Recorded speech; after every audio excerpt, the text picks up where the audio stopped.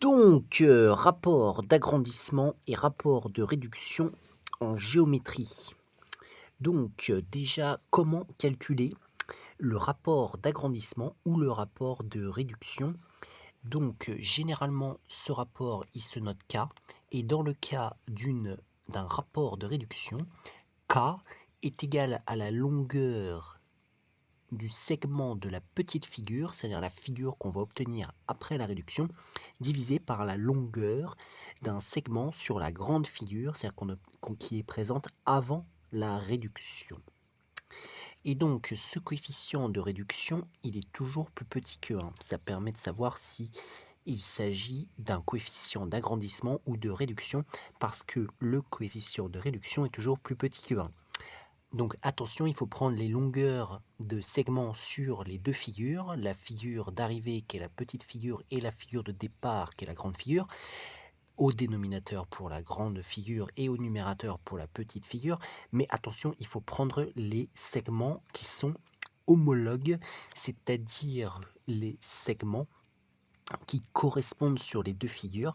Par exemple, si j'ai un triangle avec un grand côté, un moyen côté et un autre côté ici. Donc on va dire celui-là c'est le petit, celui-là c'est le moyen, celui-là je vais l'appeler P, celui-là je vais l'appeler M, celui-là je vais l'appeler G, voilà. Si on fait une réduction, il va devenir comme ça, un peu plus petit. Et ici j'aurai G', ici j'aurai P', ici j'aurai M'. Voilà. Et on est bien d'accord que ce qui est homologue, c'est lui avec lui, par exemple. Lui avec lui. Et lui avec lui. Voilà. Donc il faut faire, par exemple, la longueur de ici, divisé par la longueur ici. Longueur de petite figure, divisé par le côté correspondant sur la grande figure, par exemple. Pour le rapport de réduction. Pour le rapport d'agrandissement, c'est l'inverse. On fait la longueur de la grande figure, c'est la figure à laquelle on va arriver, en fait, parce que quand on fait un agrandissement, on va dans l'autre sens, dans ce sens-là, hop, comme ça, de là vers là. Et donc, on fait la longueur, cette fois-ci, de la figure d'arrivée, toujours, qui est la grande figure, divisée par la longueur du segment de la petite figure. Et pareil, c'est la même chose, ça doit être les longueurs qui sont homologues. Les segments homologues, c'est-à-dire, par exemple, je vais faire cette longueur-là, divisée par cette longueur-là. Voilà, j'obtiendrai le rapport d'agrandissement qui est toujours plus grand que 1. Voilà. Alors je peux faire aussi celui-là divisé par celui-là, hein. Ça donnera exactement le même rapport si c'est réellement un agrandissement. Je peux faire celui-là divisé par celui-là, ça donnera exactement la même valeur. La question c'est d'avoir ces longueurs justement. Alors, on va regarder exemple, trouver le rapport et préciser si c'est un agrandissement ou une réduction. Voilà, donc on va voir, on va calculer. Donc là par exemple on passe.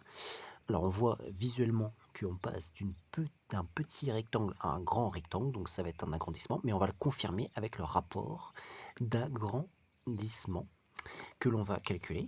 Donc on repère des segments homologues, donc par exemple là je vois que la longueur de ce rectangle qui est là est bien HG, et la longueur du petit rectangle qui s'est transformé en le grand rectangle par un agrandissement, c'est DC. Donc ces deux segments sont homologues.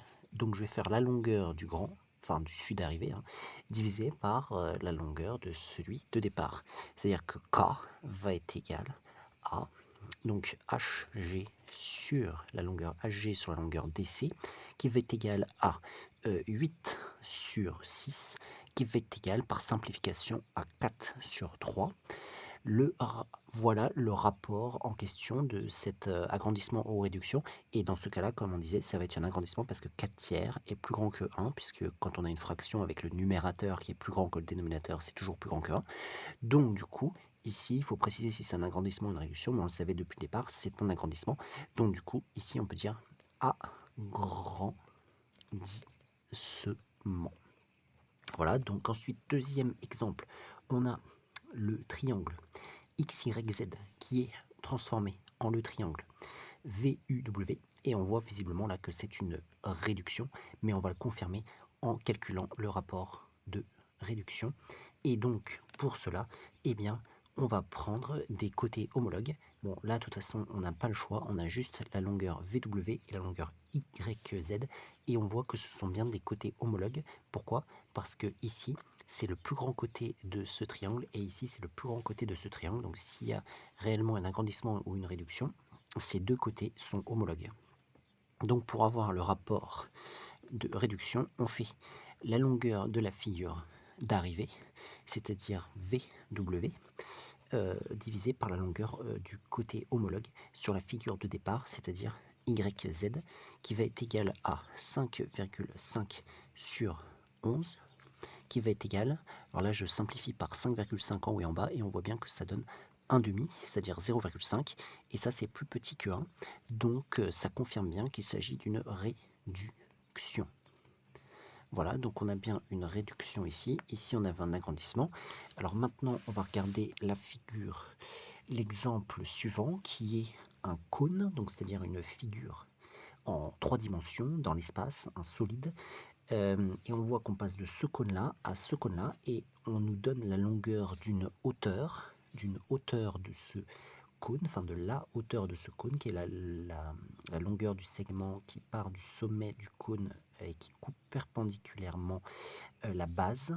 Donc ici c'est égal à 8 et ici c'est égal à 10 pour celui qui est obtenu à la fin. Donc on voit que ça va être un agrandissement, mais on va calculer le rapport d'agrandissement. Donc bien sûr les segments qui constituent ces hauteurs sont homologues entre l'un et l'autre des cônes.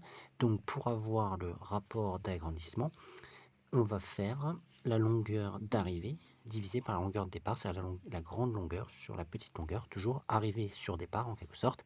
Donc ça nous donnait 8, non plutôt 10 au numérateur et 8 au dénominateur.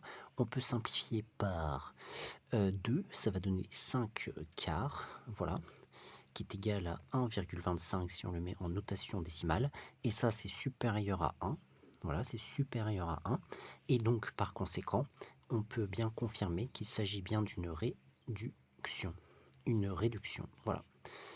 Donc, on a, qu'est-ce que j'ai écrit? Non, ce n'est pas une réduction, c'est un agrandissement, puisque c'est plus grand qu'un agrandissement. Agrandissement, voilà.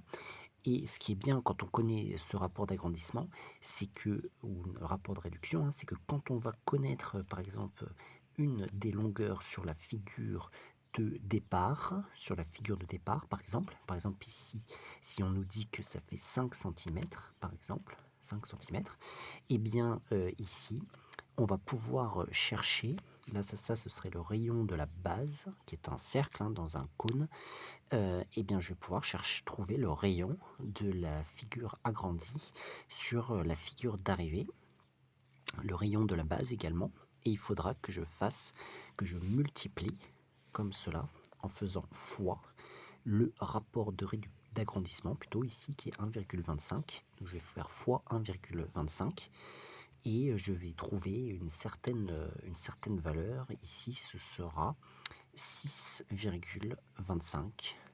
Si on fait le calcul avec la calculatrice, j'ai trouvé que le rayon de la figure d'arrivée de la base hein, sera de 6,25 cm. Donc ça peut être utile de connaître ça. Bon, il y a aussi différents calculs que l'on peut faire. Donc avec le rapport d'agrandissement et le rapport de réduction. Donc voilà pour rapport d'agrandissement et rapport de réduction en géométrie.